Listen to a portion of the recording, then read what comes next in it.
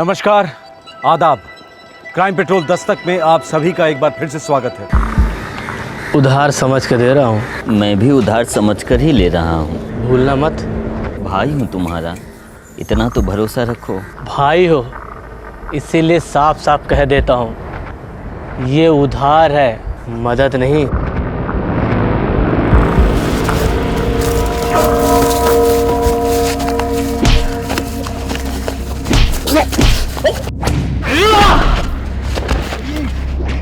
साला 10 रुपया भी छोड़ नहीं सकता, इतना जताएगा, समझता क्या मुझको?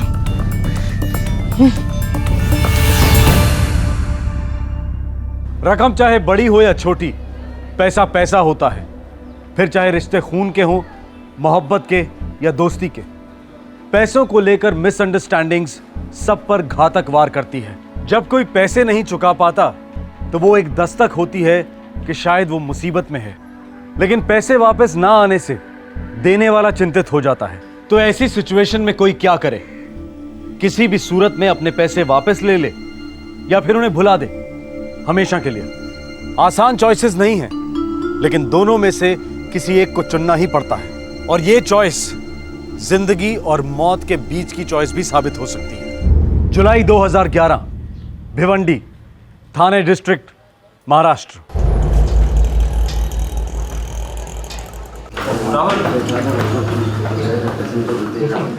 साहिल, तुम अपनी टाई नहीं बांधते ना कभी भी ठीक से। नगमा हो गया, लेसेस बांध ली, चलो। अरे टिफिन बॉक्स लो तुम लोग, कभी भी टिफिन बॉक्स बैग में क्यों नहीं रखते? जाओ। बाय बाय अम्मी, बाय। चलो वो खोलो। तुमने खाया क्यों नहीं अभी तक? अरे भाई, कुछ खाने को मिलेगा कि नहीं? अरे आप इतनी जल्दी तैयार हो गए, कहाँ जा रहे हैं? थाने जा रहा हूँ। कपड़ों की एक नई दुकान शुरू करने की सोची है। आप बैठिए, मैं नाश्ता लाती हूँ। बच्चा आजा।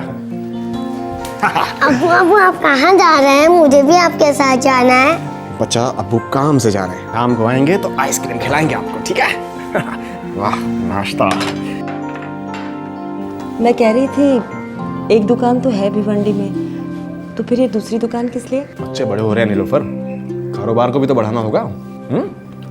बढ़ने की तमन्ना थी तभी तो ये दुकान बनी, वरना क्या था हमारे पास? 4 पैसे नहीं थे जब जौनपुर से आए थे। खून पसीना एक करके भिवंडी में दुकान खड़ी की। आज अल्लाह मौका दे रहा है बड़ी दुकान डालने का, तो पीछे हट जाओ।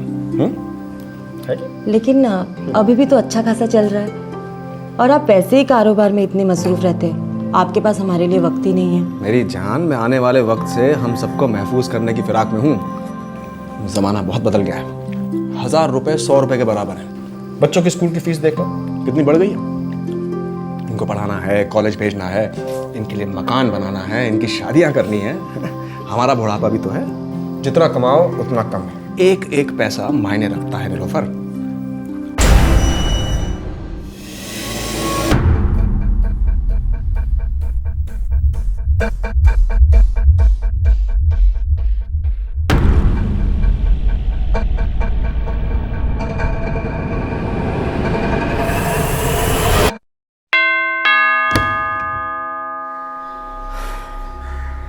फिर आ गए सुबह सुबह, अपनी मनुष्य शक्ल दिखाना है। जुनैद भाई, आप जो कर रहे हैं वो ठीक नहीं कर रहे हैं।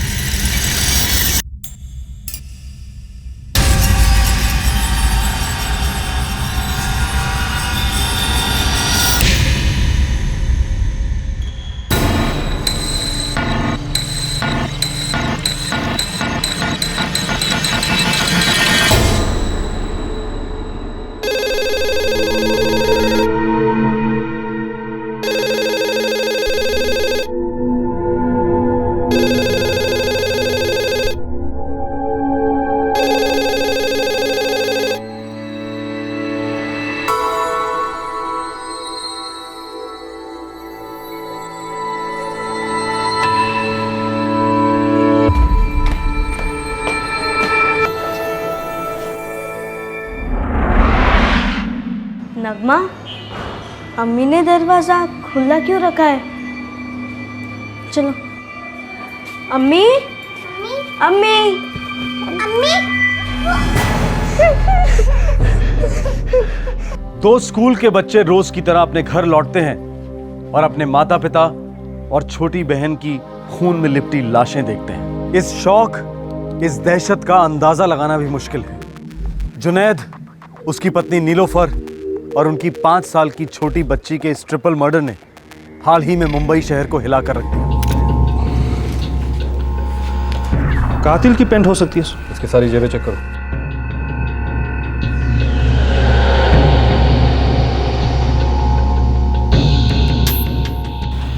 एक सेलफोन है, स्विच ऑफ है। सर, चोरी लूट कुछ नहीं, बिस्तर पर हैंगर में शर्ट था। सेलफोन और सिम कार्ड दोनों एनालिसिस के लिए भेज दो। जी। मैं सुबह से ही घर में अकेली थी, कुछ नहीं सुना और ना कुछ देखा।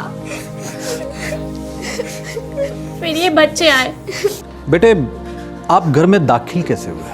अंकल, दरवाजा खुला ही था। जुनैद भाई, साथी बेटा, ये सब किसने किया? कैसे हुआ ये? आप लोग की तारीफ। हम इनकी दुकान में काम करते हैं। जुनैद भाई 9:30 बजे हमें थाने में मिलने वाले थे, लेकिन एक दुकान भिवंडी में है साहब, दूसरी स्टार्ट करने वाले थे भाई। थाने में दुकान देख भी रखी थी और आज ही फाइनल करने वाले थे। हाँ साहब, जुनैद भाई का एक अरसे से सपना था कि उनकी एक दुकान और होवे, लेकिन जुनैद भाई, भाभी और बच्ची तीनों का इतनी बेरहमी से कत्ल कर दिया कि क्यों साहब? दुश्मनी, गहरी दुश्मनी। चोरी का केस तो नहीं है। जुनैद भाई के किसी से कोई दुश्मनी नहीं थी साहब। हाँ साहब, ऐसा सीधा आदमी तो ढूंढने से नहीं मिलेगा। सब लोग बहुत इज्जत करते थे उनकी।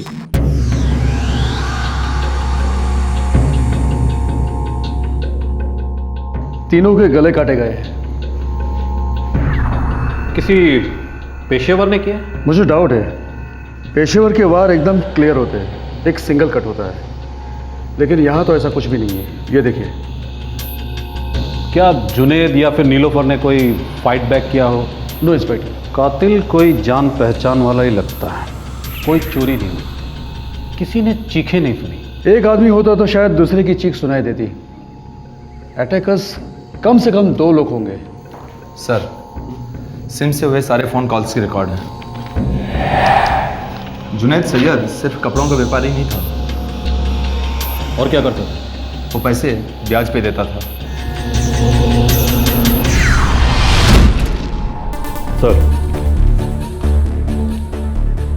सर, इस लिस्ट में ज़्यादातर नंबर जौनपुर के हैं। सिम किसका नाम का है?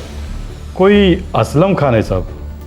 किसके साथ बात हुई है? सर, सभी जौनपुर के हैं। इस आदमी के दोस्त है सारे। और कुछ? एक नंबर है जिस पर सबसे ज़्यादा बात हुई है, और वो नंबर कोई उठा नहीं रहा है। पता लगाओ किसका नंबर है ये। जी सर। मुझे ये असलम खान चाहिए।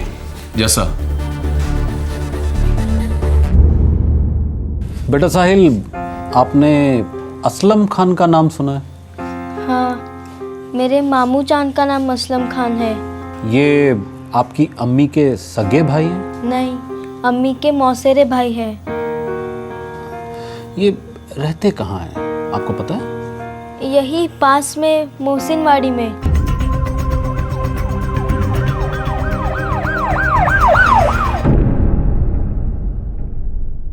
कल दोपहर को ही निकल गया था असलम साहब। अकेला?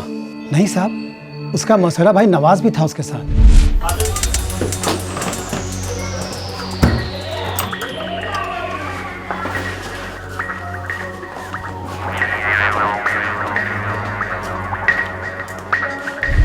कुछ बोला नहीं साहब, कहाँ जा रहे हो, क्यों जा रहे हैं? आपको पता असलम की बहन जीजा और छोटी बच्चे का मर्डर हो गया?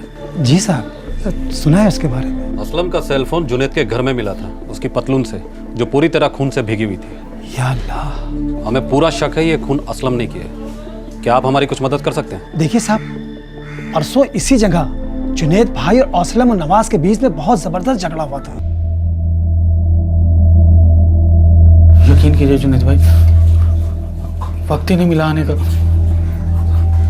काम की तलाश में इतने बिजी थे कि मुझे कल का लौंडा समझा है? कोई भी बहाना बना दिया और मैं मान गया। 8 महीने से मुंह नहीं दिखाया तुम लोगों ने। हर महीने आदमी भेजे मैंने, हर बार घर पे ताला पड़ा था। जुनैद भाई, वो हम लोगों का टाइम बहुत खराब चल रहा है, बहुत बुरी हालत है भाई, वरना तो जरूर आते हम। अबे हटाओ सालो, मुझे कल तक मेरे पैसे चाहिए। और कल मतलब कल। कल तक कैसे होगा जुनैद भाई? थोड़ा टाइम तो दीजिए। तुम लोगों को टाइम नहीं, कुछ और देने का वक्त आ गया है।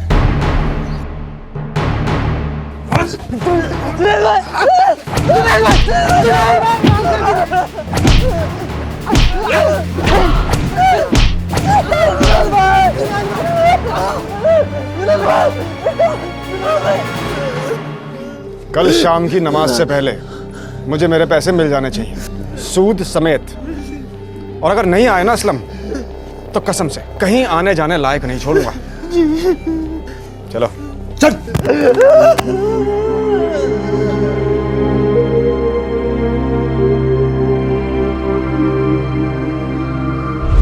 क्या पैसे और कैसे पैसे, हम कुछ नहीं जानते साहब।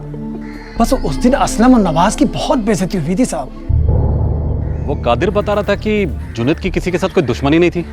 सर, मुझे तो लगता है ये कादिर और जावेद सिर्फ नाम के वास्ते दुकान पे काम करते हैं। असली काम तो ये है उनका, ठोक पीट कर वसूली करना। बुला लो उसे थाने में, हम भी थोड़ी जानकारी वसूलते हैं।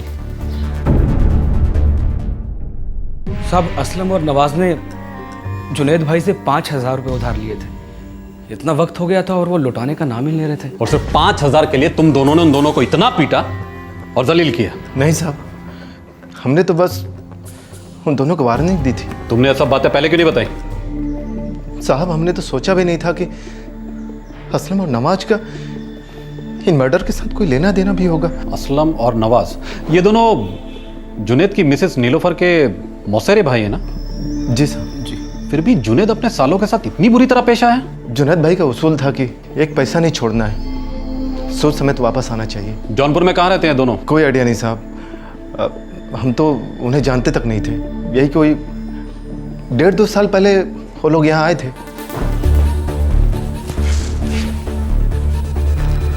सर, वो वाला नंबर कोई उठा नहीं रहा है। सर, बच्चों से पूछें क्या? क्या? असलम और नवाज का जौनपुर वाला एड्रेस लड़का शायद जानता हो। दादू जान और दादी जान आए हैं, अब वो हमारे साथ ही रहेंगे। साहिल बेटा, हमें लगता है आपकी अम्मी, अब्बू और बहन को आपके मामू असलम और नवाज ने मारा है। हो सकता है अंकल, अब्बू को वो दोनों बिल्कुल भी पसंद नहीं थे और वो उन्हें कभी कुछ देना ही नहीं चाहते थे।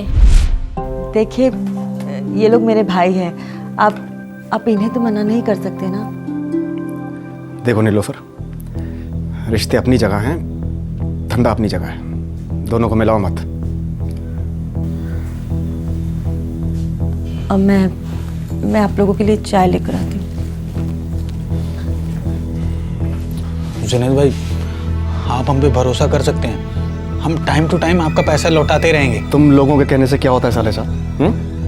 धंधा करने के लिए ठोस प्लानिंग चाहिए होती है। जुनैद भाई, हमने पूरी प्लानिंग कर ली है। देखिए, एक फैक्ट्री से बात हुई है हमारी, वो बड़े अच्छे दाम पर हमें कपड़े दे रही है, और फिर हमने एक हाथ गाड़ी का भी बंदोबस्त कर लिया। हाँ जुनैद भाई, स्टेशन के पास हम अपनी हाथ गाड़ी लगा के उसी पे कपड़ा बेचेंगे। और भी बहुत से लोग हैं जो धंधा करते हैं वहाँ पे, अच्छा खासा पैसा कमा लेते हैं वो लोग। अच्छा, और वो लोग तो तुम्हारे लिए लाल कालीन बिछाएंगे कि आओ और हमारे पेट पे लात मारो, हैं? अबे मजाक समझ रखा है क्या धंधे को? हैं? आधा घंटा गाड़ी खड़ी नहीं करने देंगे वहां पे, फिर आओगे रोते रोते मेरे पास। आपने हमें दूध भात समझाया क्या? ऐसी बात नहीं है, हमने पूरी तैयारी कर ली है। हाँ, सिर्फ 1 लाख लगेंगे काम के लिए, वो सब हम आपको 6 महीने में लौटा देंगे। क्या कहा? 1 लाख? अब सठिया गए हो तुम दोनों।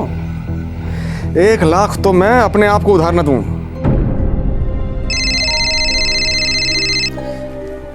हाँ जावेद, हाँ बोल। अच्छा ठीक है, लीजिए भाईजान, चाय लीजिए। नीलोफर आपा, समझाओ ना जुनैद भाई को, हम उनकी पाई पाई लौटा देंगे। वादा करते हैं आपसे। नवाज भाईजान, मैं कोशिश कर सकती हूँ, लेकिन ये अपनी मर्जी की ही करते हैं।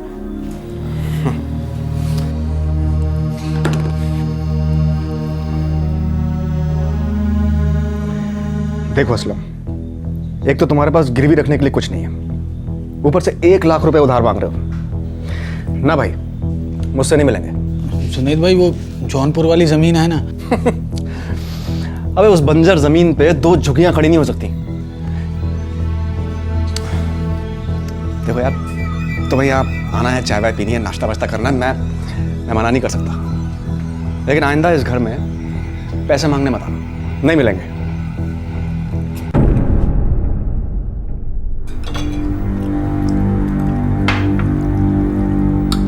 मौका तो बनता है उनका, वो लोग नए हैं, जोश है उनमें। लेकिन 2 पैसे का होश नहीं है। ऐसे बेअकल बेवकूफ़ों को मैं 1 पैसा उधार ना दूं नीलोफर। अरे मेरी अपनी परख है आदमी की, आज तक तो कभी गलती हुई नहीं। ये लोग पैसा लौटाने वाले में से हैं ही नहीं। और अब से ये बात यहीं खत्म, ठीक है? तो आपके अब्बू ने उन्हें कभी पैसे दिए ही नहीं? नहीं दिए अंकल। लेकिन बात हो रही थी कि आपके अब्बू ने 5,000 रुपए दिए थे। मुझे नहीं पता अंकल। अच्छा बेटा, ये दोनों जौनपुर में रहते कहाँ हैं? अंकल मुझे नहीं पता, क्योंकि अब्बू हमें कभी जौनपुर लेकर ही नहीं गए। बोले घर पर चोरी हुई नहीं है, और बच्चे बोल रहे हैं कि बाप ने कभी असलम नवाज की कोई मदद नहीं की है, लेकिन जुनैद के आदमी कह रहे हैं कि कोई 5,000 की उधारी थी। साला माजरा है क्या? हाँ कामले बोलो। तो गुमनाम नंबर का पता चल गया है, ये असलम और नवाज की बहन जीनत का है, वो जौनपुर में रहती है। बात हुई? हाँ सर, वो बोली कि 2 दिन पहले उसकी नवाज और असलम के साथ बात हुई थी। वो दोनों जौनपुर आने वाले थे, पर अभी तक जौनपुर नहीं पहुंचे। गुड जॉब कामले। असलम और नवाज जौनपुर पहुंच रहे हैं। यूपी पुलिस को अलर्ट कर दो और जौनपुर निकलने की तैयारी करो।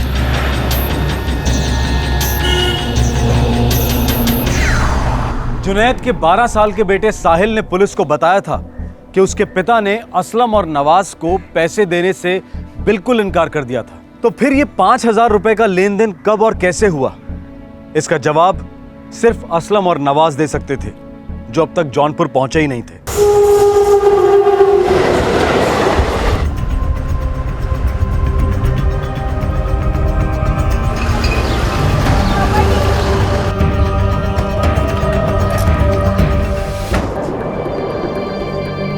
ये जीनत का घर है सर। असलम और नवाज की बहन। हमारे आदमी पिछले 2 दिन से वॉच रखे हैं, लेकिन वो लोग यहाँ पर नहीं आए। कोई दूसरा घर भी तो हो सकता है इनका। इन दोनों के एक मामू हैं, लेकिन ये लोग कई सालों से उनके घर नहीं गए। वहाँ भी हमने निगरानी रखी है, वहाँ भी नहीं गए। माँ बाप का घर कोई पुश्तैनी घर? नहीं सर, और कोई नहीं।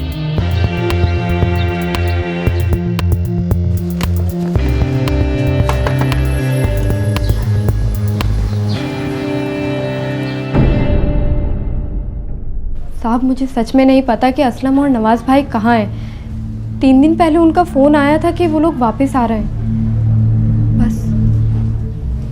भिवंडी में जो कत्ल हुए थे, उसके बारे में तुमने कभी सुना? मामू का फ़ोन आया था तो पता चला। मैं खुद चाह रही थी कि नवाज भाई और असलम भाई से पूछूं कि आखिर हुआ क्या वहाँ पर, कैसे हुआ, लेकिन 2 दिन से उनका कोई फ़ोन नहीं लग रहा है। उन्होंने फ़ोन कहाँ से किया था? भिवंडी से। नंबर कहाँ का था? वो तो नहीं पता साहब, लेकिन वो नंबर उन दोनों का नहीं था। आपका फ़ोन हमेशा गलत वक्त पे क्यों बजता है? अरे बेगम साहिबा, फोन आपका है, अपनी रिंगटोन नहीं पहचानती? हेलो जीनत, असलम बोल रहा हूँ। कैसे हैं? और बिजनेस शुरू हो गया ढंग से? नहीं जीनत, वो क्या है कि हम लोग जौनपुर वापस लौट रहे हैं। मुंबई कुछ रास नहीं आया। मैंने तो पहले ही कहा था आपसे भाईजान, यहीं जौनपुर में रह के कोई अच्छा सा काम कर लेते। हम 2 दिन में घर लौट रहे हैं। खुदा हाफिज। अल्लाह हाफिज भाईजान। नहीं नहीं, ऐसा नहीं हो सकता, मेरे भाई ऐसे नहीं है। हमें असलम की पतलून और सेलफोन मौका वारदात से मिली, जो पूरी तरह खून से सनी हुई थी। नहीं, ज़रूर किसी ने उन्हें फंसाने की कोशिश की है, वरना मुझे खुद असलम भाई ने बताया था कि जब से जुनैद भाई ने उन्हें पैसे देने से इनकार कर दिया है, तब से उन दोनों ने उनके घर आना जाना बंद कर दिया। तो फिर उन दोनों का मुंबई में गुजारा कैसे होता था? बहुत हाथ पैर मार रहे थे बेचारे। यहाँ आके ज़मीन बेचने की भी कोशिश की, लेकिन वो भी नहीं बिकी। इसीलिए उन्हें दोबारा मुंबई जाना पड़ा। भाईजान, आपने सोच भी कैसे लिया कि मैं आपको मना करूँगी? अगर आपको ज़मीन बेचनी है तो बेच दीजिए, मैं ना क्यों कहूँगी? ना कहने का तो कोई सवाल उठता ही नहीं है। सोचा एक बहन ने तो ना कर दी है, दूसरी भी कर सकती है। कैसी बातें कर रहे हैं आप भाईजान? सच कह रहा हूँ जीनत, खून के रिश्तों से भरोसा ही उठ गया है हमारा। अरे आप दोनों खामखा परेशान हो रहे हैं। पांचों उंगलियां बराबर नहीं होती हैं। ज़मीन आपकी है, आपकी जो मर्जी आए कीजिए। न जीनत ना मैं, हम दोनों बीच में नहीं पड़ेंगे। शुक्रिया। अब आप देखिएगा, हम लोग मुंबई में ही कुछ ना कुछ ज़रूर कर दिखाएंगे। वो दोनों तो नीलोफर आपा और जुनेद भाई साहब से बात भी नहीं करते थे, ईद पे भी नहीं। वो सब तो ठीक है जीनत, लेकिन हमें असलम और नवाज के साथ आमने सामने बैठकर बात करनी होगी। अगर वो दोनों बेकसूर हैं तो डरने की कोई ज़रूरत नहीं, लेकिन बात करना ज़रूरी है। साहब, अल्लाह कसम मुझे नहीं पता, लेकिन जैसे ही मुझे पता चलेगा मैं सबसे पहले आप लोगों को इत्तला दूंगी।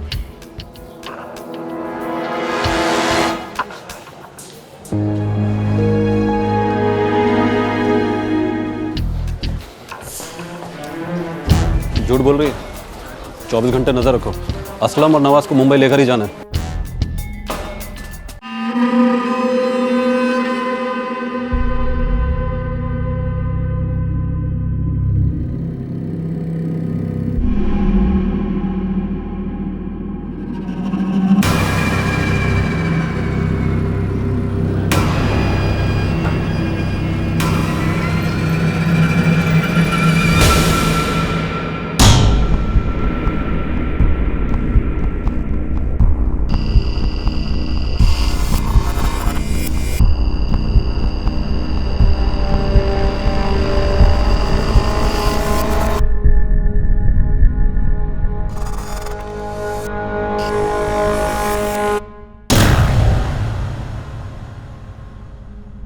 चौबीस घंटे बीत गए। पुलिस की नजर एक सेकंड के लिए भी जीनत के घर से नहीं हटी, लेकिन असलम और नवाज का कोई पता नहीं था।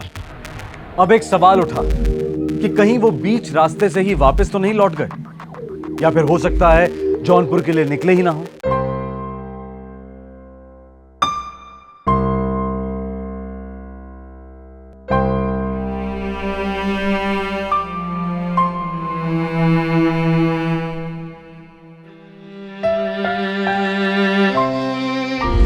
अरे टिफिन बॉक्स लो तुम लोग, कभी भी टिफिन बॉक्स बैग में क्यों नहीं रखते? जाओ। Bye bye mummy. Bye.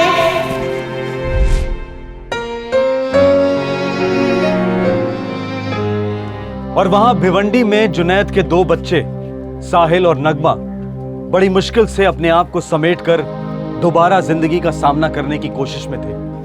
Police 5,000 रुपयों के रहस्य को लेकर कंफ्यूजन में थी। क्या सिर्फ यही एक कारण था इस हत्याकांड का? सच्चाई अब सिर्फ असलम और नवाज ही बयां कर पाते, और वो दोनों अब तक गुमशुदा थे। लेकिन जब जौनपुर में दोबारा सूरज ढला तो जीनत को असलम का फोन आया। हेलो जीनत, असलम। असलम भाई, कहाँ हैं आप? पुलिस पहुंच गई है क्या वहाँ? असलम भाई, बिल्कुल सच सच बताइए, आप लोगों ने क्या किया है? पुलिस ने क्या कहा तुमसे? यही कि कत्ल आप लोगों ने किया है। अभी आप मुझे बताइए कि हुआ क्या है। जुनैद भाई ने हमें बहुत बेइज्जत किया, पूरे मोहल्ले के सामने हमें पिटवाया। ये मेरे सवाल का जवाब नहीं है। पहली बार जब जुनैद भाई ने पैसे देने से मना किया तो हमने सोच लिया था कि दोबारा उनकी शक्ल तक नहीं देखेंगे, पर इतने बुरे दिन टूट पड़े थे, और मुंबई में मदद मांगने के लिए उनके अलावा और था ही कौन? जौनपुर जाने के पैसे नहीं हैं और बिजनेस शुरू करोगे। कुछ सीखो यार जिंदगी से। आपकी बात बिल्कुल सही होगी जुनैद भाई, मानते हैं हम, लेकिन इस वक्त 1,000 रुपये की सख्त ज़रूरत है। जुनैद भाई, हम लोग जौनपुर वाली ज़मीन बेच देंगे और उससे जो भी पैसा मिलेगा उससे आकर मुंबई में कोई ना कोई बिजनेस शुरू कर लेंगे। जुनैद भाई, ना तो तुम जमीन बेच पाओगे और ना कभी तुम्हारा बिजनेस शुरू होगा। खुदा के लिए ऐसा मत कहिए जुनैद भाई। अरे मुंबई में आपके अलावा हमारा है ही कौन? तभी तो आपके पास मदद मांगने के लिए आए हैं। मैं कोई गुल्लक हूं? जब कड़के हो गए हाथ डाला और निकाल लिए पैसे। अब तो हद ही कर दिया आपने। ये लोग अपने गांव जौनपुर जाने के लिए तो पैसे मांग रहे हैं। मैंने तुझे समझाया ना, बीच में मत पड़ा कर। लेकिन बात सिर्फ 1000 रुपए की तो है। मेरे पास पैसे पड़े और मैं इन्हें लाकर दे रही हूँ, मुझे कुछ नहीं सुनना। बस बहुत हो गया ड्रामा।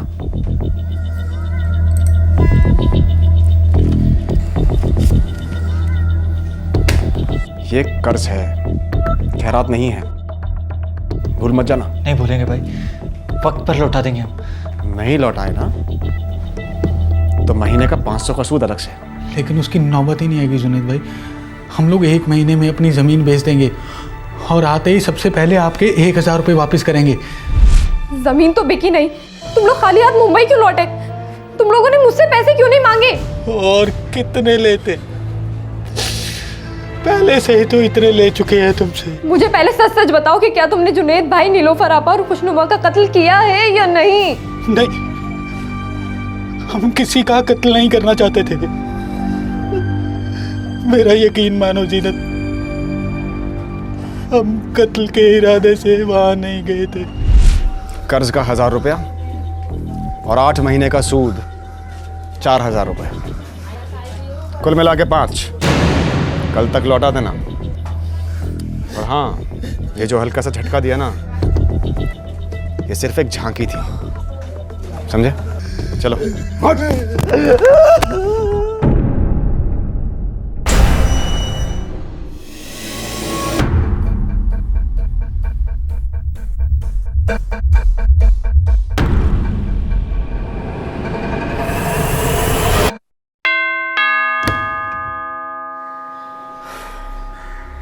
फिर आ गए सुबह सुबह, अपनी मनुष्य शक्ल दिखाना है। जुनैद भाई, आप जो कर रहे हैं वो ठीक नहीं कर रहे हैं।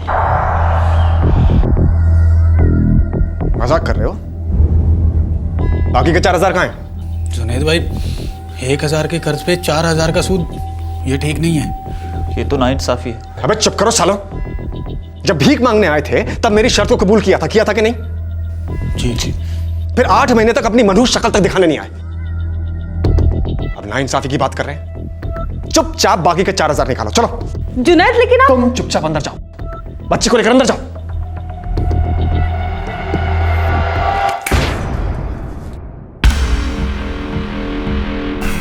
जब शाम को घर लौटूंगा ना तो हथेली पर पूरे 5 रख देना, और नहीं लौटाए ना तो वादा करता हूं सीधे जौनपुर जाओगे, मुंबई में कदम नहीं रख पाओगे।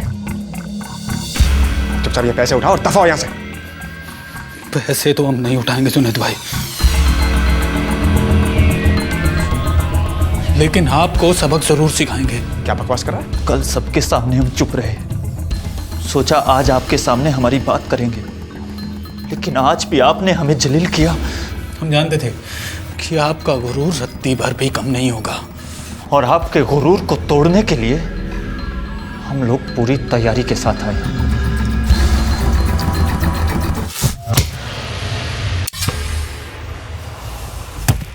हे असलम, क्या कर रहा तू?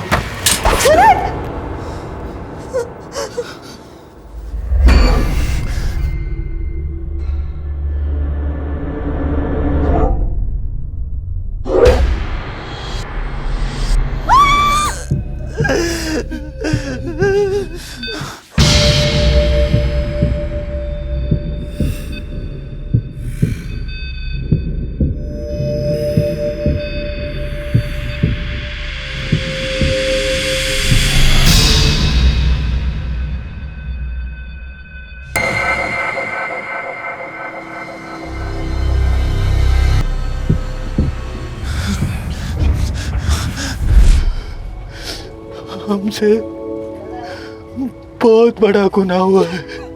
सिर्फ 1000 रुपयों के लिए तुमने उन दोनों का और उस मासूम बच्ची का कत्ल कर दिया। हम डर गए थे कि वो कहीं पुलिस को न बता दे।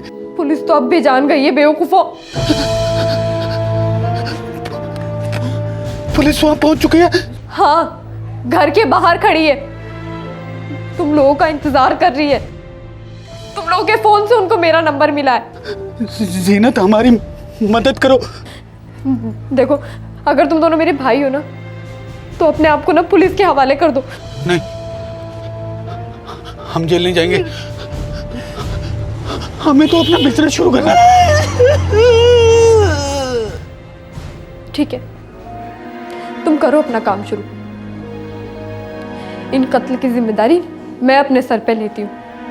तुम लोगों के गुनाहों की सजा भी मैं अपने सर पे ले लूंगी। जीनत, जीनत,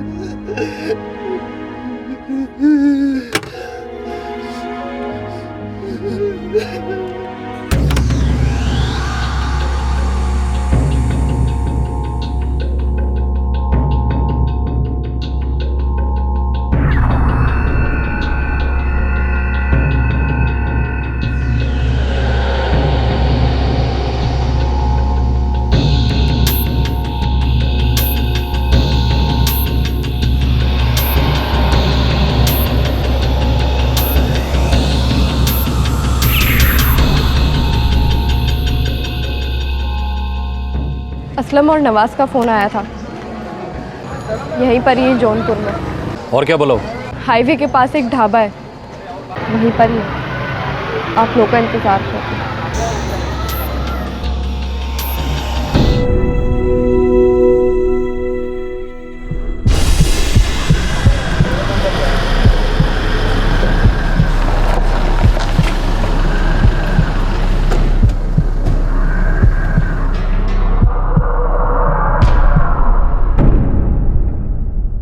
नमस्कार, आदाब। क्राइम पेट्रोल दस्तक में आप सभी दर्शकों का एक बार फिर से स्वागत है। 6 महीने पहले ही प्रमोशन हुए हैं मेरे बेटे की, अब दोबारा प्रमोशन हो रहे हैं। देखो, वैसे इसे जॉब करने की कोई ज़रूरत नहीं है, सब कुछ है। मेरी बेटी आपके घर के रौनक को और भी बढ़ा देगी, आपके बेटे को हमेशा खुश रखेगी। सर एक बात है, मैं आपको पहले ही क्लियर कर देना चाहता हूँ कि हम ना दहेज वहेज के सख्त खिलाफ हैं जी। यही बात कहना चाहता है मेरा बेटा आपको। ये तो आप लोगों का बड़प्पन है जी। ये मेरे बेटी की अच्छी तकदीर है जो आपके घर जा रही है।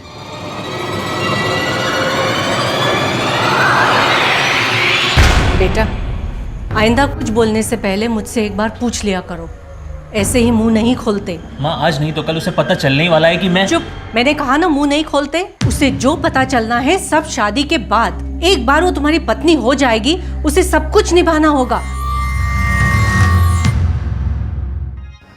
एक माँ ने लड़की वालों से अपने बेटे के बारे में एक बात छुपाई। लड़की गरीब घर से थी, एक खुशहाल और वेल सेटल लड़के के साथ उसकी शादी होने जा रही थी। लड़की वाले खुशी के खुमार में थे, उन्होंने भी ज्यादा जांच पड़ताल नहीं की। पर सच्चाई कब तक छुपाई जा सकती थी? शादी ब्याह के मामलों में चुप्पी झूठ के बराबर होती है, और ये एक दस्तक होती है कि ये एक झूठ जुड़ने वाले रिश्तों में दरार डालने वाला है। जुलाई 2011, नई दिल्ली।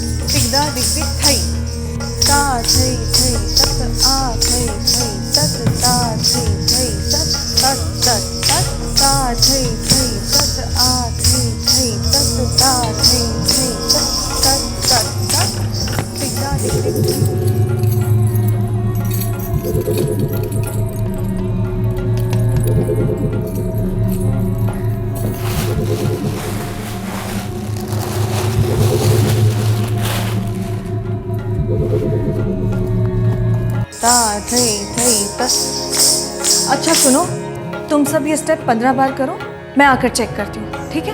कंटिन्यू।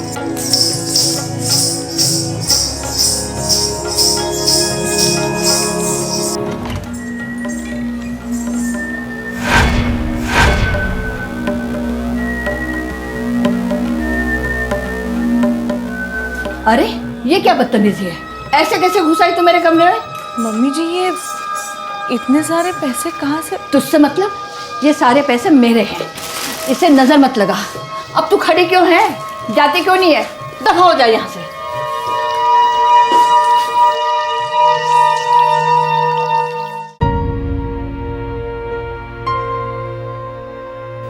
मम्मी आप कम से कम मुझे तो बता ही सकती हैं। टाइम आने दे, सब बता दूंगी। पहले तो उसे संभाल जो मेरे खिलाफ तेरे कान खाम खामे भर रही है। मम्मी जी मैं किसी के कान नहीं भर रही हूँ मम्मी जी, मुझे बस आपकी फिक्र है। मेरी फिक्र है? बहू से मदद लेने से पहले मैं मर जाना पसंद करूंगी। मम्मी आप हर बात को लेकर इतना चिढ़ क्यों जाती हैं? मैं देख नहीं सकता तो क्या हुआ, लेकिन समझ सकता हूँ गीता जो कह रही है बिल्कुल ठीक कह रही है। और वैसे भी इतने सारे पैसे घर पे रखना ठीक नहीं है। हाँ मम्मी जी, आपने अखबारों में और टीवी में नहीं देखा क्या कि कितने सारे बुजुर्गों की हत्या हुई है? और आप तो बता भी नहीं रही हैं कितने पैसे आए कहाँ से। बताइए मम्मी कि ये पैसे आए कहाँ से?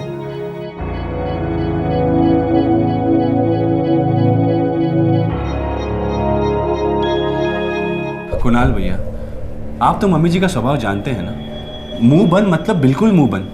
आज तक कभी किसी ने उनसे कुछ बुलवाया है क्या? मनोज वो बात ठीक है, लेकिन ये बहुत ही ज्यादा पैसे।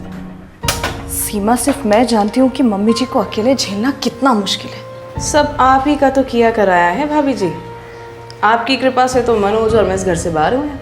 गलत बात है सीमा, तुम और मनोज तो शुरू से ही अलग होना चाहते थे, फिर उसका इल्जाम कुणाल और मुझ पर क्यों? तुम ही मम्मी जी के साथ नहीं रहना चाहती थी। पता है मनोज, गीता बहुत चेंज हो गई है। वो मम्मी का पूरा ख्याल रखती है, लेकिन मम्मी हमेशा की तरह जिद्दी और चिड़चिड़ी। मनोज, तुम्हें तो अपना अलग घर बनाने के पैसे मिले हैं, बड़े मजे से अपनी बीवी के साथ वहां रह रहे हो, लेकिन अपने अंधे भाई के बारे में एक बार भी कभी सोचा है? नहीं ना? अरे कोई नहीं है उसकी देखभाल करने वाला यहाँ। आप ऐसा क्यों कह रही हैं मम्मी जी? मैं हूं तो। अरे तू चुप कर, अभी मैं जिंदा हूँ और सही सलामत हूँ, इसलिए तू मेरे कुणाल के देखने का ढोंग करती है, ढोंग। जिस दिन मैं मर जाऊंगी सब जानते तो मेरे बच्चे के साथ क्या सलूक करेंगे। Mummy ji please. मतलब मैं चुप रहूं? तुम मुझे चुप रहने के लिए कह रही है? मुझे नहीं मम्मी जी, मैं तो बस वो बस तो बस ही सही। अब मैं किसी को कुछ नहीं कहूंगी, लेकिन तुम सब कान खोल के सुन लो, ये पैसा सिर्फ मेरा है। ये पैसा कहाँ से आया है और कहाँ जाएगा इस बात से तुम्हारा कोई मतलब नहीं। तुम सब लोग इससे दूर ही रहना। मैंने टैक्सी मंगवा दी, अभी 5 मिनट में ही पहुंचती होगी। तू तो बड़ी अच्छी बनती जा रही है बहू, मुझे दूध और दवाई दी जा रही है, मेरे साथ अस्पताल चलने के लिए भी तैयार है। ये अचानक इतना प्यार कहाँ से आ गया बहू? मैं तो हमेशा से ही आपका ख्याल रखती आई, बस आपने ही कभी नहीं देखा। आराम से।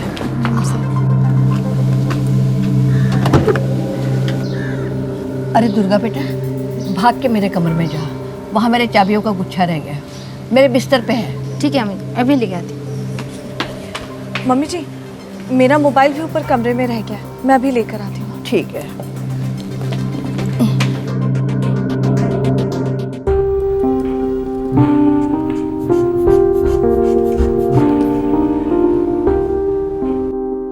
आप अपनी दवाइयाँ टाइम टू टाइम तो ले रही हैं ना? जी डॉक्टर साहब, मैं बिल्कुल टाइम से दवाइयाँ दे देती हूँ।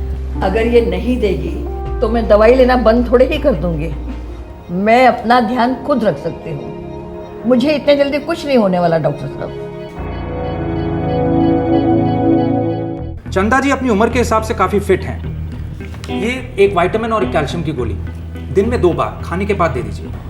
जी डॉक्टर साहब, मुझे आपको अपनी एक प्रॉब्लम बतानी है। हाँ बोलो गीता। मुझे रात को ठीक से नींद नहीं आती। कब से? लगभग 6 महीने हो गए। पर्सनल लाइफ में कोई प्रॉब्लम, टेंशन? नहीं डॉक्टर, बस ऐसी नींद नहीं आती। होता है ऐसा कभी कभी।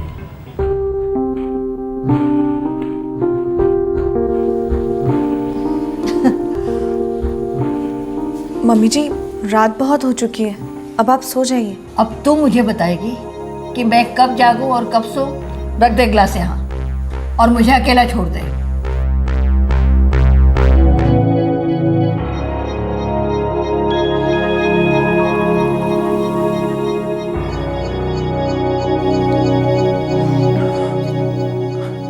आ गए तुम? वो मम्मी दवाइयाँ तो टाइम पर ले रही हैं ना? हाँ ले रही हूँ। अच्छा सुनो, हाँ। मम्मी जी मनोज और सीमा के यहाँ जाने के लिए कह रही थी। तो तुम उन्हें ड्रॉप कर दोगी ना? पूछा तो था मैंने उनसे, पर वो कह रही थी कि वो अकेले जाना ही पसंद करेंगी। तो फिर ठीक है, पूछना हमारा फर्ज था।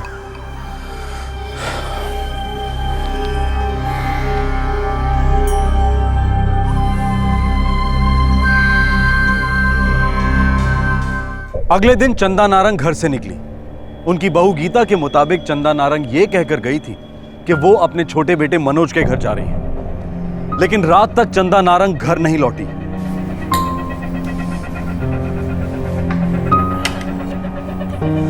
गीता, मम्मी ने कुछ कहा कि मनोज के यहाँ कब तक रहेंगी? नहीं। अजीब बात है ना, आज तक कभी मनोज के यहाँ रात भर नहीं रही। किसे पता उनके दिल में क्या चल रहा है, कभी किसी को कुछ पता ही नहीं चलता। कुणाल, तुम भी हद करते हो। जो चाहिए मांग लिया करो। जब तुम्हें कुछ दिखाई नहीं देता तो ये होशियारी दिखाने का क्या मतलब? पूरी दाल खराब करती। आ थई थई तत ता थई थई तत तत थई तिगदा दिग दिग थई तिगदा दिग दिग थई तिगदा दिग दिग थई तिगदा दिग दिग थई ता थई थई तत आ थई थई तत ता थई थई तत तत थई। गीता! अब क्या है? गीता, वो मम्मी मनोज और सीमा के यहाँ नहीं है। नहीं है मतलब? गीता भाभी ये क्या कह रही हैं आप? मम्मी तो यहाँ पे आई नहीं। पर परसों मम्मी जी तुम्हारे यहाँ के लिए ही निकली थी मनोज। तो कहाँ गई होगी मम्मी? मैं कैसे बता सकती हूँ मनोज की मम्मी जी कहाँ चली गई हैं? गीता भाभी एटलीस्ट आपको मुझे फोन करके इन्फॉर्म तो करना चाहिए था कि मम्मी यहाँ पे आने वाली है। 3 दिन तक 65 साल की चंदा नारंग अपने घर नहीं लौटी और अब जाकर पता चला कि चंदा अपने छोटे बेटे मनोज के घर पहुंची ही नहीं। फिर कहां थी चंदा नारंग और पिछले 3 दिनों में क्या हुआ था उनके साथ? मम्मी जी ने मुझसे कहा था कि वो मनोज और सीमा के यहाँ जा रही हैं। दुर्गा हमारी नौकरानी ऑटो रिक्शा लेने के लिए गई थी, मैंने खुद भेजा था उसे।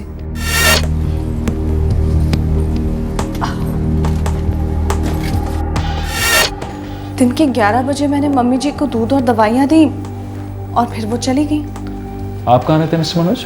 पश्चिम बिहार। सर चंदा जी का सेल अभी भी बन जा रहा है सर उनका फ़ोन कल से ही स्विच ऑफ है। हमने आज सुबह भी ट्राई किया लेकिन फ़ोन बंद था। किसी दूसरी जगह गई होंगी, किसी दूसरे रिश्तेदार के यहाँ, आउट ऑफ दिल्ली, आश्रम, मंदिर वगैरह। मेरे बड़े मामा जी साउथ एक्स में रहते हैं, हमने उनके यहाँ भी फ़ोन किया लेकिन मम्मी वहाँ भी नहीं थी। उस नौकरानी को बुलाओ, उससे पूछो ऑटो रिक्शा कहाँ से लेकर आई थी।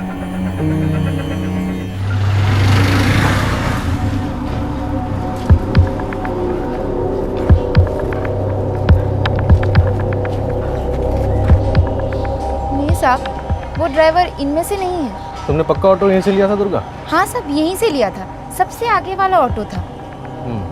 अरे सुनो सलाम साहब, ये 3 दिन पहले यहाँ से एक सवारी गई थी पश्चिम बिहार, यही है ब्लॉक आनंद विहार से, सुबह 11 बजे के आसपास। याद है तुम्हें किसने उठाई थी? नहीं साहब। चंदा जी बिना बताए कहाँ और क्यों चले गए होंगे?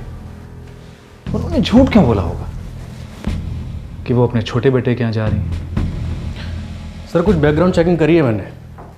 इनका छोटा बेटा मनोज वो कुछ 4 साल पहले अपनी बीवी सीमा के साथ अलग हो गया था, और ये जो इनका आनंद विहार वाला घर है ये मिस्टर नारंग के नाम था, जो 7 साल पहले गुजर चुके हैं, और ये घर चंदा जी के नाम छोड़कर गए हैं। तो तुम्हें लगता है कि ये घरेलू मैटर है इस घर को लेकर? मुझे नहीं पता सर, इतना ज़रूर जानती हूँ कि मम्मी जी कहीं से बहुत सारा पैसा लेकर आई थी जो कि उन्होंने अपने लॉकर में रख दिया।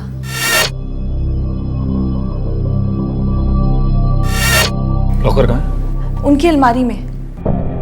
पैसे अंदर ही? नहीं पता सर। आपकी सासू माँ पैसे साथ लेकर गई थी? नहीं सर। मुझे नहीं लगता कि मम्मी जी पैसे अपने साथ लेकर गई हैं, क्योंकि मम्मी जी जाते वक्त अपने हाथ में एक छोटा सा पाउच लेकर गई थी जिसमें वो अक्सर अपनी दवाइयाँ रखती हैं। कोई और बैग हाथ में था उनके? नहीं सर।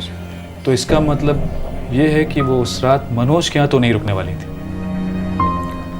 वापस उसी दिन घर लौटने वाली थी। उनका कोई भरोसा नहीं है सर, वो कभी भी कुछ भी करती हैं, वो कहीं भी चली जाती हैं। अरे तो आप लोग तो समझदार हैं, कोई फोन वोन नहीं किया आप लोगों ने जब उस रात वो वापस लौट के नहीं आई? मिस्टर कुणाल, अलमारी खोलनी होगी। लेकिन चाबियां तो मम्मी जी के पास हैं। तो अलमारी और लॉकर तोड़ना होगा। अगर आप लोग परमिशन दे तो अच्छी बात, क्योंकि हमारे लिए ये जानना बहुत जरूरी है कि पैसा अब भी अंदर है या नहीं। जी आप जैसा ठीक समझें। वैसे तो क्यों कहते हो सर?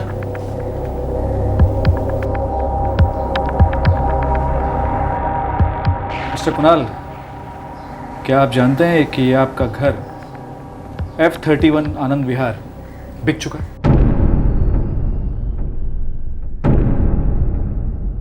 ये पैसे एडवांस पेमेंट है और बाकी की पेमेंट 6 सितंबर को होने वाली है। आप ये क्या कह रहे हैं? मैं इस बारे में कुछ भी नहीं जानता। मिस्टर मनोज, सीमा जी, गीता जी, आप लोग जानते थे? इंस्पेक्टर साहब, हमने कितनी बार मम्मी जी से पूछा कि इतना सारा पैसा वो कहाँ से लाई, पर उन्होंने हमें कुछ नहीं बताया।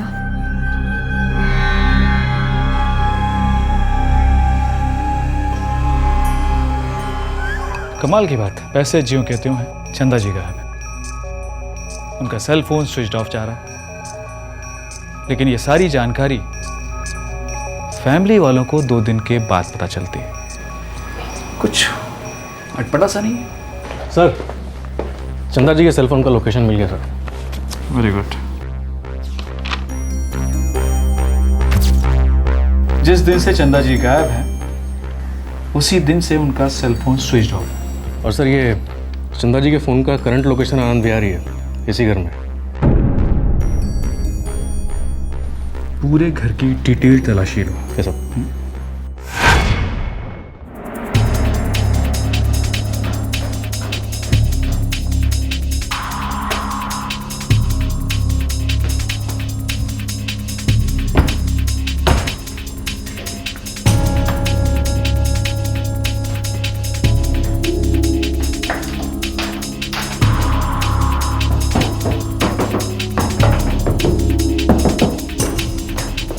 ये आप कैसी बातें कर रहे हैं इंस्पेक्टर साहब? उस दिन मेरे सामने मम्मी जी ऑटो में बैठकर निकली थी यहाँ से। आपका शक बेबुनियाद है। बेबुनियाद होता है तो वो शक नहीं होता, और हम पुलिस वाले जब शक करते हैं तो बहुत सारे डाउट्स होते हैं, और जब तक हमारे डाउट्स क्लियर नहीं हो जाते, शक तो आप पर ही बना रहेगा मिसेस गीता नारंग। सर, पूरा घर छान मारा है, ना ही चंदा जी का मोबाइल कहीं मिला और ना ही चंदा जी। मिस्टर मनोज जी, हमें आपके घर को भी चेक करना होगा। सर, मेरे घर की तलाशी लेने का क्या मतलब? मम्मी जी तो मेरे घर पे आई नहीं, और अगर आती भी हैं तो रात को कभी रुकती नहीं, क्योंकि सभी लोग ये बात जानते हैं कि मेरी पत्नी और मेरी मम्मी जी का आपस में नहीं बनता। हमें जो जानना है वो आपके घर की चेकिंग के बाद ही पता चलेगा। सर, मनोज का घर भी पूरी तरह तलाश किया सर, वहाँ पे भी कुछ नहीं मिला। जो कुछ भी हुआ है इन दोनों घरों के दरमियानी हुआ है। शेख, एक काम करो, दोनों घरों के पड़ोसियों से बातचीत करो।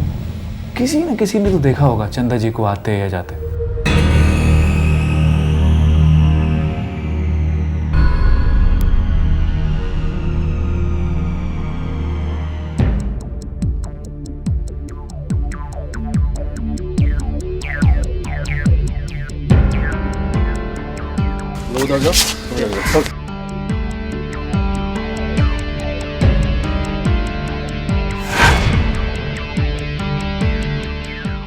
साहब, मुझे यहाँ कम से कम 6 साल हो गए हैं। F31 नारंग परिवार ग्राहक है तुम्हारे? हाँ साहब, उनके कपड़े आते हैं यहाँ। चंदा जी को जानते हो क्या? उन्हें तो सब पहचानते हैं साहब, बहुत कड़क औरत है। 4 दिन पहले 16 जुलाई को देखा था उन्हें, कहीं जा रही थी? बिल्कुल देखा था साहब। ऑटो में निकल रही थी, कुछ ऑटो का नंबर वगैरह याद है? ऑटो का नंबर याद होने का तो सवाल ही नहीं उठता साहब। क्या मतलब? क्योंकि वो ऑटो में निकली ही नहीं थी, वो तो प्राइवेट टैक्सी से गई थी।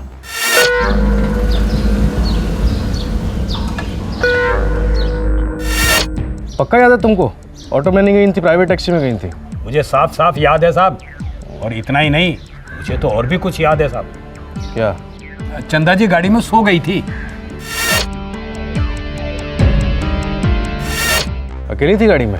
उतना ध्यान नहीं दिया साहब, शायद कोई था कोई नहीं था, ये मैं पक्का नहीं बोल सकता साहब। गाड़ी में सो रही थी, सुबह 11 बजे घर से निकलते ही। कुछ अजीब नहीं लगता तुमको? उतना अजीब नहीं लगा साहब, एक तो उनकी उम्र हो गई है, दूसरा उनका अस्पताल आना जाना होता रहता है। 16 जुलाई? नहीं, 16 जुलाई को मिसेस नारंग के साथ मेरा कोई अपॉइंटमेंट नहीं था। मम्मी जी तो ऑटो रिक्शा में ही गई थी। उस लॉन्ड्री वाले ने किसी और को जाते हुए देखा होगा टैक्सी में। गीता जी, उसने तो हमें ये भी बताया है कि टैक्सी की पिछली सीट पर आपकी सासू माँ सोई हुई थी। दिन के 11 बजे घर से निकलते ही कोई सोएगा क्यों? इंस्पेक्टर साहब, मेरी तो कुछ समझ में नहीं आ रहा है ये हो क्या रहा है। मैं आपसे बार बार कह रही हूँ कि मम्मी जी ऑटो रिक्शा में ही गई थी, और ये कहने वाली मैं अकेली नहीं हूँ। दुर्गा, तुम भी तो बोलो। दीदी सच कह रही है साहब, अम्मा जी ऑटो रिक्शा में ही गई थी, मैंने खुद ऑटो लाया था। और आप हमारे घर की तलाशी ले रहे, मुझ पर शक कर रहे? सर, आनंद विहार पुलिस चौकी से मिला था सर। पिछले साल एक नॉन कॉग्निजेबल ऑफेंस दर्ज करवाया गया है मिसेस गीता नारंग के खिलाफ।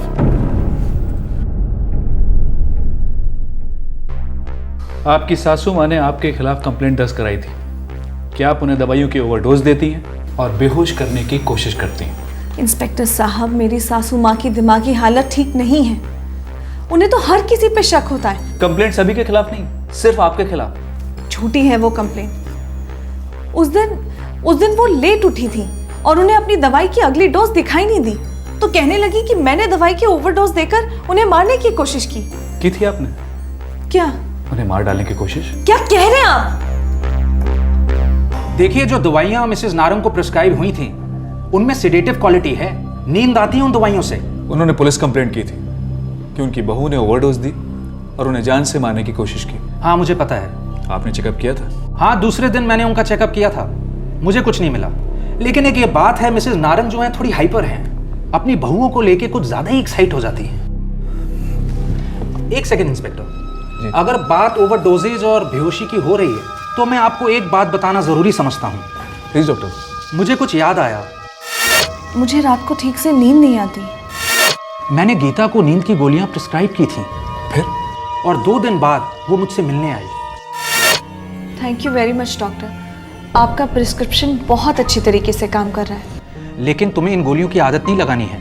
ये गोलियां कितनी खतरनाक हैं? किस हिसाब से खतरनाक? आई मीन ओवरडोज की वजह से बेहोशी या no no no no no no, don't worry about that. मैंने जो आपको डोज प्रिस्क्राइब किया है, अगर आप वैसी 15 गोलियां खाएंगी तब जाके कहीं बेहोश होंगी। और इतनी सारी गोलियां आपको कोई केमिस्ट देगा भी नहीं। नहीं, बस ऐसे ही पूछ लिया था डॉक्टर साहब। Thank you. Thank you very much doctor, आपकी इन्फॉर्मेशन बड़े काम की इस केस के लिए। Thank you. सर, आपका शक सही निकला। गीता के फ़ोन रिकॉर्ड्स बता रहे हैं कि उसने चिराग ट्रैवल्स को सुबह 10 बजे फ़ोन किया और 11 बजे के लिए एक टैक्सी मंगवाई थी। ड्राइवर कौन था? सर, कोई शंकर नाम का ड्राइवर है जो इस वक्त गुड़गांव में है ड्यूटी पर। मैंने उसे तुरंत आने को कहा है सर। पुलिस इस केस की एक एक गांठ खोल रही थी और हर खुलती गांठ इशारा कर रही थी चंदा नारंग की बहू गीता नारंग की ओर। पुलिस को पूरा भरोसा था कि मुजरिम गीता है, लेकिन चंदा नारंग अब तक गायब थी। उनके बारे में अभी तक कोई जानकारी हाथ नहीं लगी थी। ये सब कुछ झूठ है, आपका इल्जाम सरासर गलत है। गीता जी, चिराग ट्रैवल्स का टैक्सी ड्राइवर शंकर, उसने बयान दिया है कि उस दिन चंदा जी के साथ आप भी थी गाड़ी में। गीता जी, अब ये नाटक छोड़िए तो ज़्यादा अच्छा रहेगा। आपको और आपकी नौकरानी दुर्गा को गिरफ्तार करने के ऑर्डर से मुझे। साहब, ये मेम साहब और इनकी नौकरानी, ये औरत, इन दोनों ने मिलकर उस बूढ़ी औरत को गाड़ी में डाला था। मैंने पूछा भी साहब कि क्या हुआ है इनको, तो कहने लगे कि बीमार हैं, बेहोश हो गई हैं, इसलिए हॉस्पिटल लेके जाना है। संभाल के माँ जी, धीरे धीरे। आप गाड़ी स्टार्ट करिए जल्दी। दुर्गा, तुम घर का ख्याल रखना, मैं हॉस्पिटल पहुंचने के बाद तुम्हें फोन करती हूँ, ठीक है? जी दीदी। गीता जी, पिछले साल आपकी सासू माँ ने शायद आप पर यह झूठा इल्जाम लगाया था कि आपने उन्हें बेहोश करने की कोशिश की। लेकिन इस बार मैं दावे के साथ कह सकता हूं कि आपने ही उन्हें बेहोश किया, उनकी दवाइयों से नहीं बल्कि अपनी नींद की गोलियां खिलाकर। Am I right, Mrs Geeta Narang? Durga, उसी मेडिकल स्टोर में मत जाना, दूसरे मेडिकल स्टोर से जाके दवाइयाँ लेकर आना, ठीक है? ठीक है दीदी। जाओ। मैंने कुछ नहीं किया साहब, मैंने तो वही किया जो दीदी ने मुझे बोला। उन्होंने मुझे अलग अलग दवाइयों की दुकानों पे भेजा और ढेर सारी गोलियां मंगवाई। गीता जी, डॉक्टर ने आपको सिर्फ 2 गोलियां प्रिस्क्राइब की थी। आपने उन्हीं से पता लगा लिया कि 15 गोलियां खाने से बेहोशी और उससे ज्यादा खाने से मौत तक हो सकती है। आपने 25 गोलियां मंगवाई और धोखे से सारी की सारी अपनी सासू मां को खिला दी, राइट? प्लान किया था आपने कि मिसेस चंदा नारंग किसी भी सूरत में जिंदा नहीं बचनी चाहिए।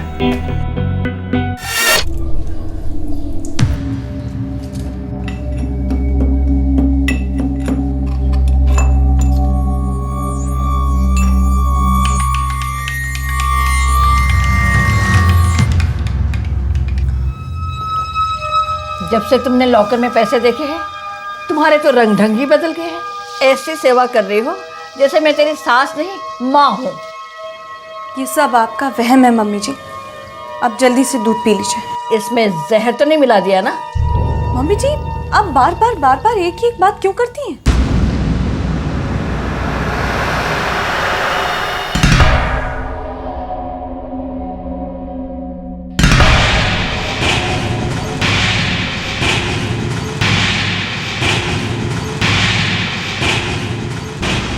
वैसे मम्मी जी, आज आपकी बात में सच्चाई है।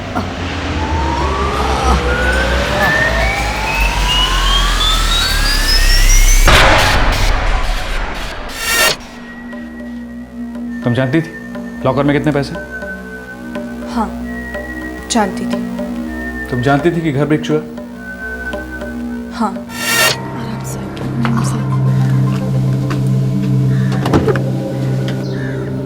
अरे दुर्गा बेटा, भाग के मेरे कमरे में जा, वहाँ मेरे चाबियों का गुच्छा रह गया, मेरे बिस्तर पे है। ठीक है अम्मी, अभी लेके आती। मम्मी जी, मेरा मोबाइल भी ऊपर कमरे में रह गया है, मैं अभी लेकर आती हूँ। ठीक है।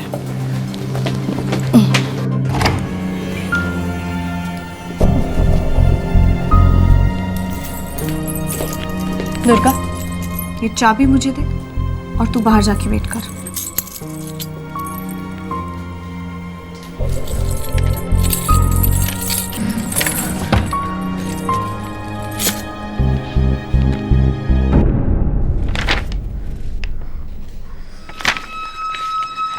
मम्मी जी घर भेज रही है?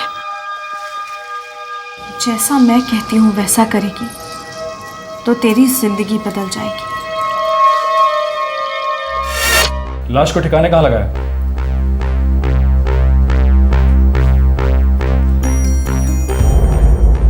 तुम्हें कुछ नहीं पता चला?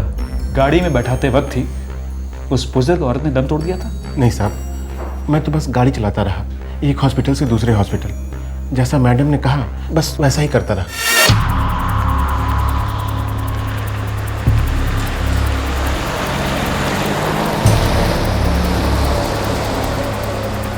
आप किस हॉस्पिटल चलना है मैम साहब? शादरा चलो, इभास हॉस्पिटल।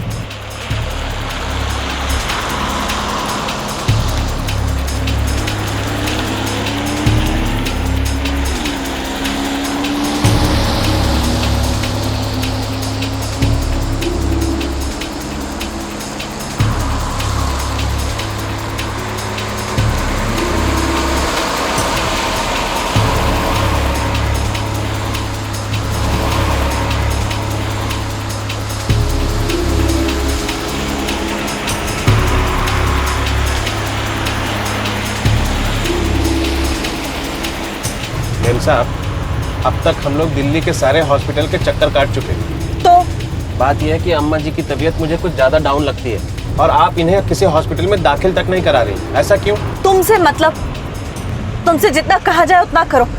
अब एम्स लेके चलो। फिर मैडम बोली गाड़ी को मुर्दा घर के पीछे ले चलो।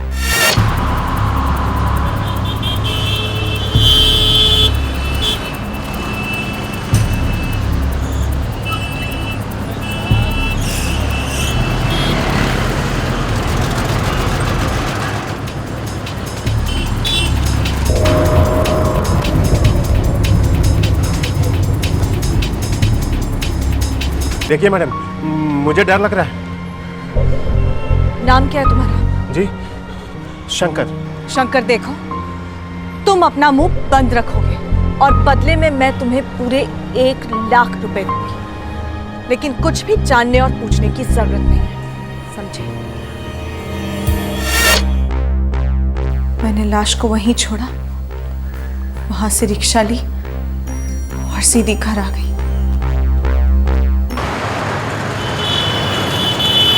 16 जुलाई को एक लाश मुर्दा घर के बाहर छोड़ी गई थी, लावारिस लाश। साहब ये तो रिकॉर्ड्स चेक करने के बाद पता चलेगा। नहीं सर, 16 जुलाई को किसी भी लावारिस लाश के मिलने की एंट्री नहीं है इसमें। किसी न किसी ने तो देखी होगी। साहब सिक्योरिटी को पूछते हैं, वो मुर्दा घर के पीछे राउंड लगाते रहते हैं। 16 जुलाई शाम 4:30 बजे के आसपास कोई एक लाश मुर्दा घर के पीछे दरवाजे पर छोड़कर गया था। साहब बुढ़िया थी का? हाँ हाँ साहब, देखी थी मैंने।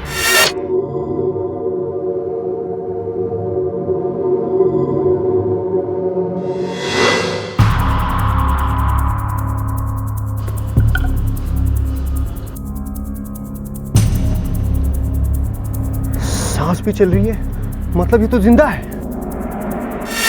लेकिन साहब जो लाश थी ना, वो लाश नहीं थी, वो बुढ़िया जिंदा थी। मैंने तुरंत ही वार्डन साहब को इन्फॉर्मेशन दे दी और अब वो बुढ़िया बेड नंबर 56 पर है। हमने पल्स मिलते ही रेस्क्यू ऑपरेशन शुरू कर दिया था, लेकिन इनकी बॉडी पर कोई भी आइडेंटिफिकेशन नहीं मिला था। डॉक्टर साहब, भगवान का शुक्र है मम्मी जी जिंदा तो हैं।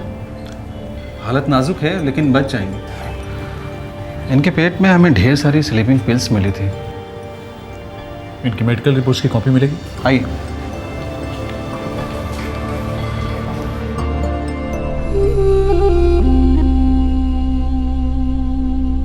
गीता ने ऐसा क्यों किया होगा?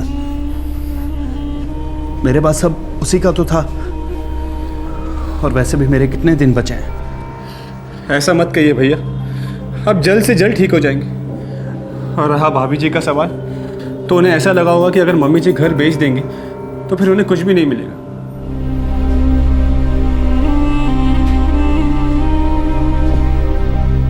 तुम्हारी सास चंदा नारंग जिंदा है, जीते जी मरोगी तुम जेल में सड़ कर। वो तो मुझसे पहले से ही नफरत करती थी। तो रिटर्न में तुम भी नफरत करती, अलग हो जाती, कुछ भी करती, लेकिन मारने का अधिकार किसी को नहीं। तो क्या करती मैं? वो घर बेचने वाली थी, बात करने से मानने वाली थी? कभी नहीं। अगर एक बार वो घर बिक जाता तो हमारी पूरी लाइफ खत्म हो जाती। मेरे हस्बैंड पूरी तरह ब्लाइंड हो गए, तो घर की जिम्मेदारी मैंने अपने कंधों पर ली। वो घर को बेच देती तो मैं क्या करती, कहां जाती, हम कहां रहते, मेरी डांस क्लास का क्या होता, हमारा गुजारा कैसे होता? इतने भी बुरे दिन नहीं आते गीता जी। घर सेल होता तो आपको, कुणाल को भी पैसे मिलते, अच्छे खासे पैसे मिलते। कुछ नहीं मिलता। और फिर से एक बार मुझे मेरी सासू माँ वैसे ही फंसा दी जैसे 10 साल पहले उन्होंने मुझे और मेरी फैमिली को फंसाया था। क्या मतलब?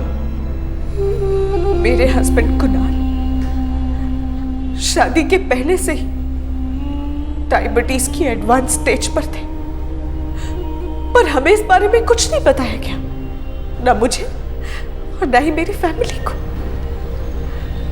क्या क्या सपने लेकर गई थी मैं उस घर में, छोटे छोटे सपने थे मेरे, सब टूट गए, चूर चूर हो गए। ना मुझे पति का प्यार मिला और ना ही बच्चों का सुख। तो फिर बचा क्या? सासू मां की सेवा और बदले में मुझे क्या मिला? ताने और उनका गंदा व्यवहार। मेरे साथ धोखा हुआ है। पहले गलती उनकी थी, बाद में मेरी।